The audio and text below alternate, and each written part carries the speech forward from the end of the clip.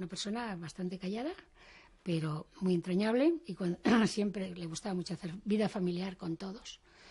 Cuando volvía de su trabajo, pues venía cansado y no tenía muchas ganas de hablar, pero siempre nos reunía a todos. Y cuando llegaba de su trabajo organizaba un pequeño trabajo en su laboratorio. Entonces ahí nos metíamos todos. Y entonces ahí estábamos todos charlando, mi madre hacía labor y tal, y cada uno hacíamos algo y estábamos con él. Y le ayudábamos además. Pregúntale, Carmen. Bueno, lo que también él todos los días después de comer cogía sus láminas que le tenía que retocar, y eso era él retocando las fotos con su navajita, quitando lo que no quería y tapando las cosas que estaban feas, así, para dejarlo primoroso.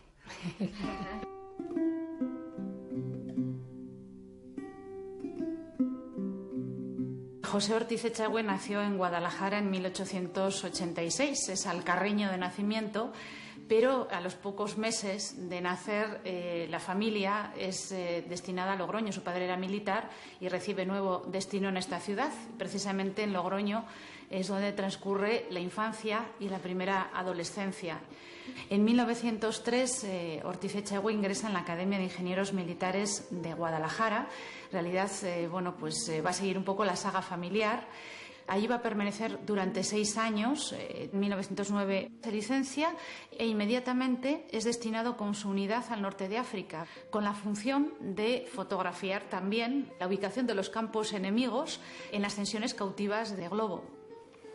Cuenta Ortiz Echagüe cómo oía silbar las balas que le disparaban los enemigos mientras estaba en el aire.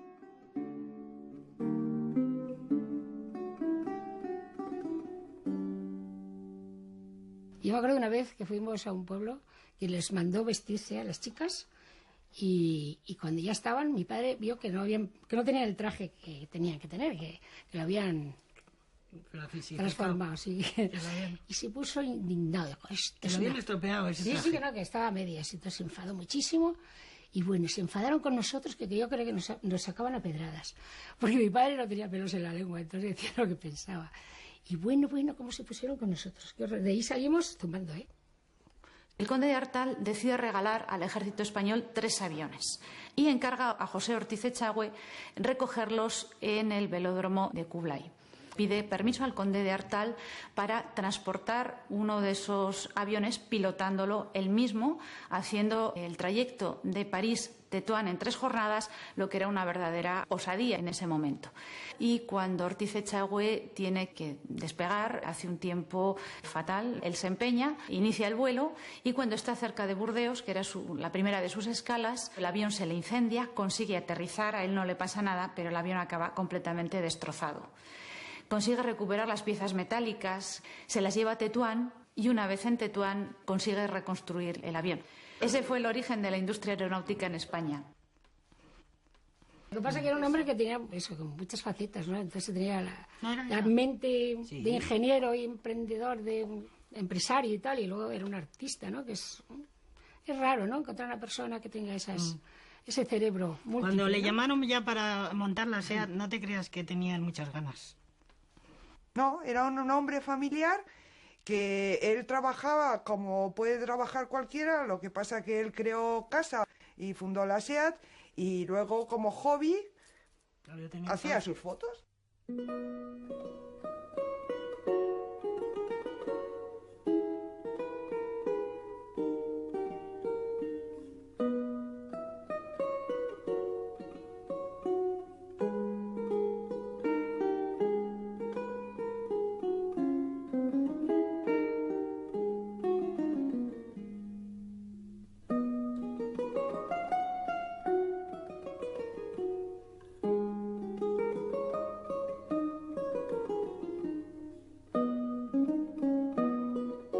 El desastre de las colonias de 1898, él lo siente hondamente, así lo declara en su documentación, ¿eh?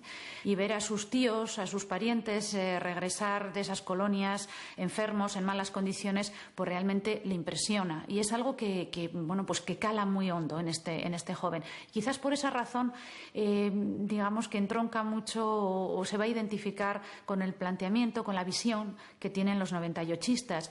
Él es un admirador, un asiduo lector de Unamuno, de Azorín, de Pío Baroja, de Ortega y Gasset, pero luego además algunos de ellos los conoce y los trata personalmente. Era un gran lector, mi padre, sí. Y luego, pues claro, era una época que conocía a todo el mundo y trataba a todo el mundo. Y luego ya el pobrecillo, cuando ya decía, es que se me han muerto todos mis amigos, claro, con 90 años, ya 24 tenía. Es que no te queda nadie.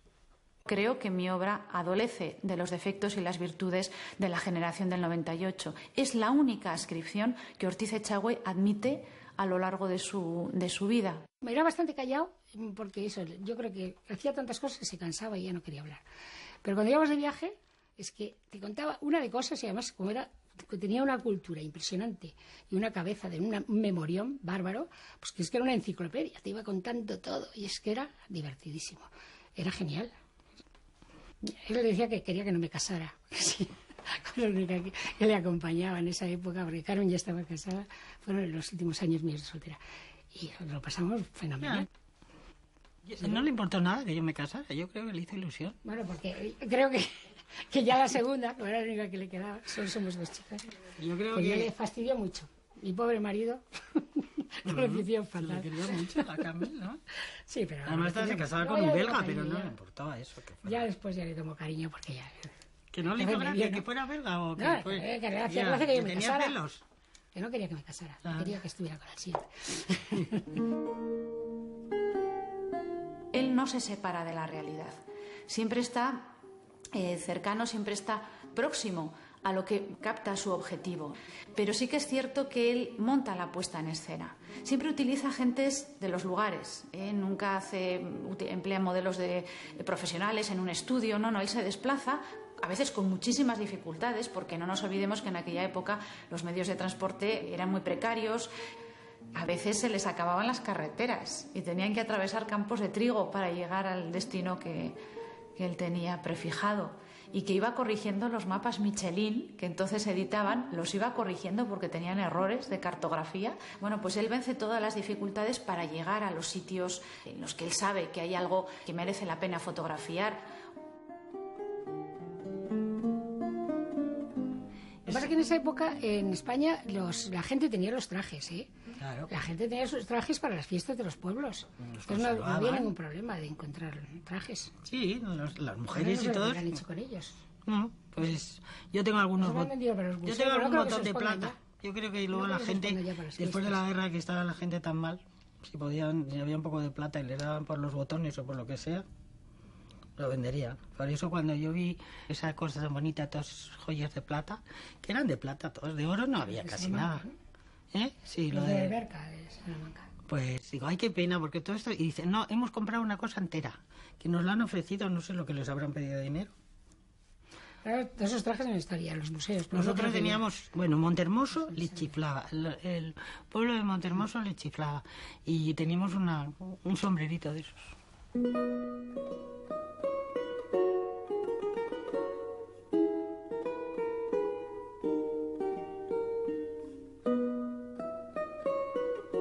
Y una vez llegado al lugar hay una labor de aclimatación, de adaptación, conversa con la gente, con objeto de extraer lo mejor de cada persona, selecciona los modelos porque entiende que no todos son susceptibles de ser fotografiados. Y bueno, sí que estos modelos luego tienen que vestir esos trajes que tienen ya arrinconados en un baúl, que solamente visten para determinadas festividades. Les hace poner esos trajes para hacer las fotografías, les hace posar, los sitúa en determinados escenarios, siempre en relación con lo que son estas personas, con la realidad que viven. Pero si las fotografías están construidas con una gran verosimilitud. Ortiz Echagüe no engaña. Ortiz Echagüe lo que hace es mostrar una faceta de la realidad que todavía existe y que él es consciente que va a desaparecer.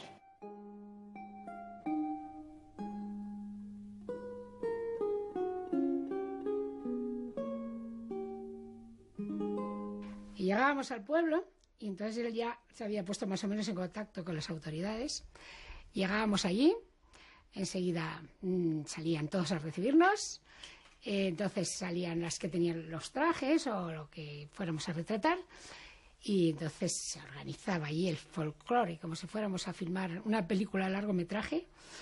Y entonces ya se preparaba todo el escenario, se hacían las fotos rodeados de todo el pueblo y así pasábamos varios días.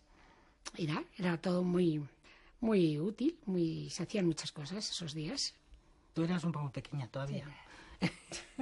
Fuimos por edades. Yo ya cuando tú dejaste de ir con él empecé ya. Sí, a él no le gustó, solo no iba. Bueno, no sé. Es que no a mí sé. me dejaba conducir, no tenía carnet ni sabía conducir. Me dejaba conducir para darme más aliciente para los viajes. Nos la jugábamos. Ah, eso no lo sabía. Sí. Conducía fatal. Ni presidente de la SEAT ni nada de nada. Tenía el 850. O sea, 850. Mondo y Lirondo de color beige.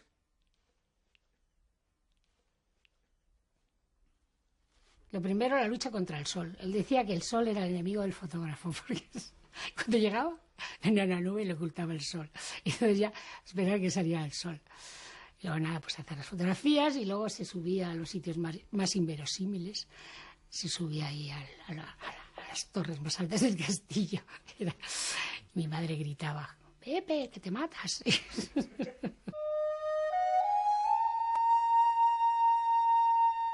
Si él un fin de semana pues veía que había un cielo plástico, un cielo con nubes, inmediatamente se cogía toda la familia y se iban de excursión para aprovechar esas posibilidades que le proporcionaba la mancha del cielo.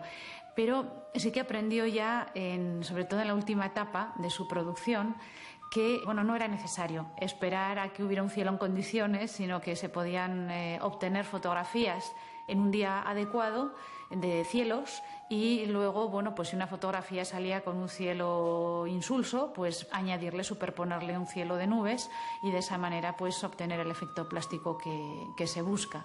Pero sí que es un hombre que cuida muchísimo todos los elementos de la imagen. Es muy concienzudo a la hora de lo que es la toma y también a la hora de procesar la imagen en el método que él utiliza. En la terraza siempre estaba poniendo los fresones que le diera el sol unos ratos.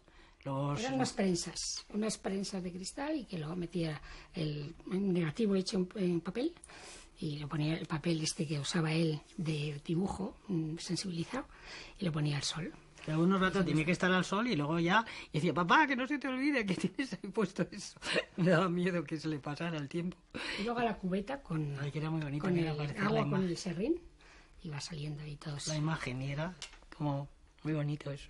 Uno de las fases fundamentales del procedimiento es el baño de agua con serrín y en ese baño efectivamente él está esculpiendo las luces en la fotografía, está trabajándola en cada punto para conseguir el nivel armónico adecuado. Su primera foto importante fue la de la iglesia el sermón en la aldea. Esa fue una foto tenía 17 años, era muy jovencito. Cuando le regalaron la máquina de fotos, pues él se iba en bicicleta por los pueblos de Logroño. Entró en una iglesia donde estaba un cura subido en el púlpito, donde había una serie de gente pues escuchando el sermón. Entonces ahí hizo una foto. Total, que cuando reveló la foto, vio que ahí había una serie de gente que estaba movida y entonces entre todo la gente que había, pues seleccionó los que le gustaban. Entonces fue puerta por el pueblo diciéndoles que si por favor se podían poner otra vez, que iba a hacer otra vez la foto. Volvió a subir al cura al púlpito, volvió a colocar a toda esa gente. Y todo esto lo hicieron con la promesa de que les ibas a dar unas copias para mandarla a sus parientes que estaban en América. Y con eso pagó a todos sus modelos. Por Viguera, Ortiz Echagüe siempre mantuvo un cariño muy especial. Es un pueblecito que está cerca de Logroño, en el Valle del Iregua, y con los años, ya casado, ya cuando tenía los hijos más mayores, pues regresó en cierta ocasión con la intención además de comprarse una casa allí. Pero se llevó un disgusto muy grande, porque habían intervenido en el interior de la iglesia, habían levantado todo en el enlucido y habían sacado una piedra horrorosa. Y se enfadó tanto que se fue de allí y no volvió más. No quiso regresar porque tenía, tan metida dentro aquella fotografía que hizo con 16 años, aquel interior oscuro, pero con esas paredes pintadas de blanco, que en fin, se llevó un verdadero disgusto y se despidió de Viguera para siempre. ¿No está la foto ahí de cuando pasó lo del sonido? Hay una foto ahí. ¿No es esa foto? Como aviador, pues claro, él era el número 3 de España, era un tío que era un pionero, y entonces decía que lo de morirse sin haber cruzado la barrera del sonido, que no le hacía ninguna gracia. Y se fue a Estados Unidos, se subió en un avión de la Fuerza Aérea Americana y atravesó la barrera del sonido.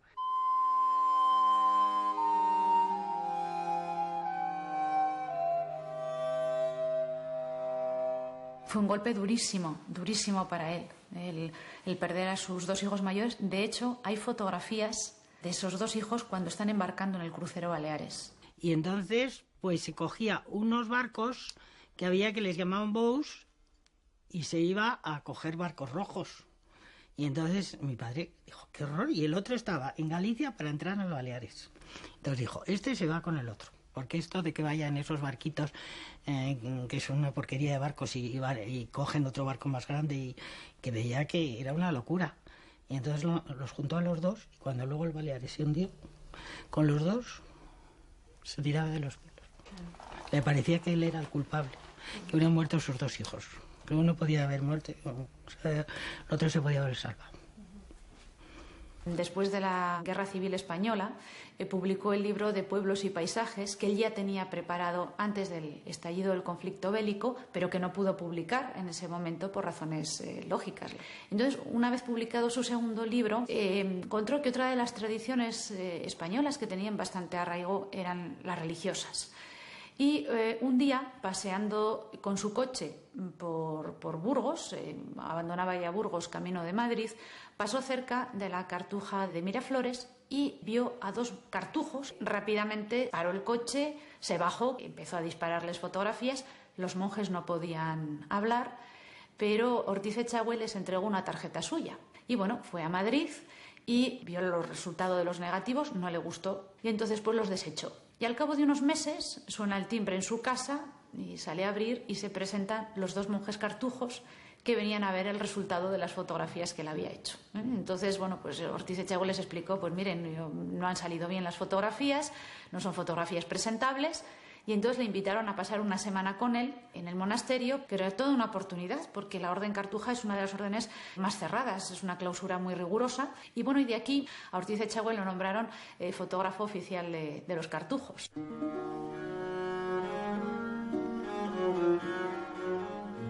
Mi abuela estaba desesperada cada vez que se iba a la Cartuja. Decía, Pepe, con lo poco que habla Pepe y encima se me va a la Cartuja. Y ya es lo único que me falta. Luego, cuando vuelve de la Cartuja, está un mes sin dirigirme la palabra. Y con el Cartujo, cuando salían, se iba a ver al abuelo y hablaban como locos, el Cartujo y mi abuelo. Y decía, ¿dónde está el abuelo? Hablando con el Cartujo. Y decía, ¿pero quién es el Cartujo? Y claro, era este señor que había salido de la Cartuja y que también debía estar desesperado por hablar. Y cuando ya abandonaba la Cartuja de Miraflores, se le acercó uno de los monjes y le dijo, oiga, le llama el prior, en fin, está un poco enfadado porque se ve usted sin despedirse de él. Entonces pasó Ortiz Echagüe al interior y vio que le habían preparado una puesta en escena sobre el entierro, que es lo que él fotografió. Fue un hombre bastante longevo, murió con 94 años, falleció en 1980 y bueno, la última etapa de su vida pues realmente fue más triste. Comenzó a tener problemas a finales de la década de los 60, sobre todo ya problemas de vista, lo dejaron prácticamente ciego, pero ya sin poder prácticamente oír y luego ya con esos problemas de visión que le impidieron totalmente la lectura, una de sus aficiones, y el desarrollo de la fotografía, que era su gran pasión, pues realmente llevó una existencia ya pues más triste y más apagada. El legado llegó aquí a la Universidad de Navarra al año siguiente del fallecimiento de Ortiz Echagüe. Él mismo dejó estipulado que fuera la Universidad de Navarra la que se encargara de custodiar a su muerte este conjunto. El fondo se compone de casi 1.500 fotografías positivas, más tenemos también 28.500 negativos. Y luego también tenemos los pasos intermedios que él daba hasta conseguir la imagen positiva. Aparte de ello, este legado Se compone también de sus cámaras fotográficas y también se ha reconstruido su laboratorio.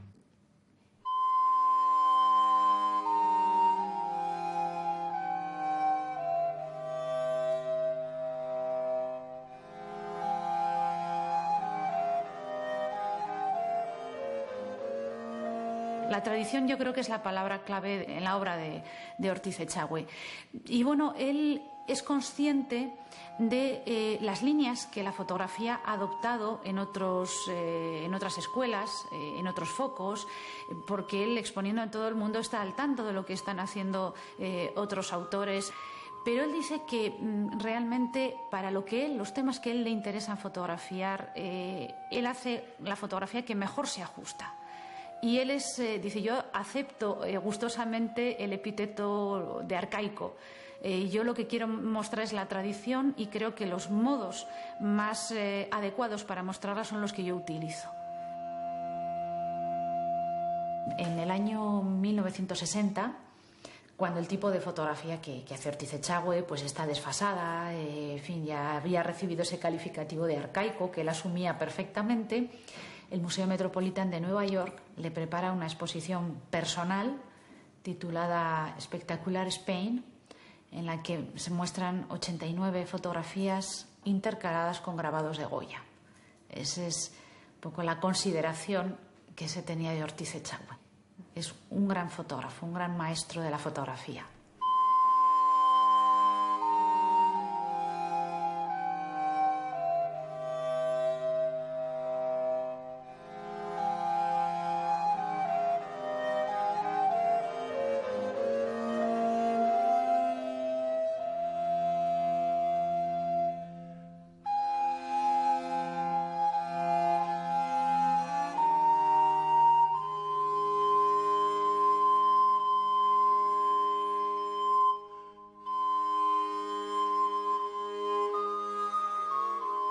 Y entonces me ponía a mí, que yo tenía trenzas, y me decía, te vas a poner de espaldas para que se viera que había alguien con pelo largo, porque entonces yo creo que no había nadie con pelo largo.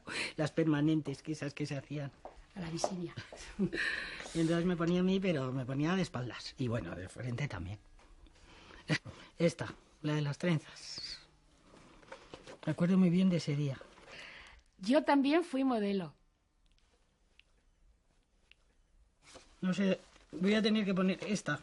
Esta es una de mis preferidas, porque esto, no sé, esta sí favorecía bastante, porque los otros, algunos eran horribles, no favorecían nada. Pero bueno, te da igual. Eso le gustabas como modelo. Así que rabia. No como rabia, hija, rabina. no como hija. Digo como modelo. Pero como hija modelo. Nada más, pero no como foto familiar. Te da rabia, Bueno.